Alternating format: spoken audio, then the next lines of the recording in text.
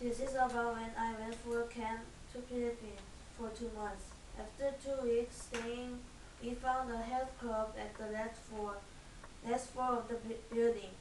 Our teacher said our teacher said the health club was made by his last college students because they needed to exercise. But here we can only exercise in weekends, so they made the health club. We got the permission of the teacher that we can use the health club, and he said yes. We have we have a long break time after 2 classes, at about 40 minutes, and we always go to the health club and do the exercise. Because of that, I think I lost 2 kilograms, but I think I will weight again.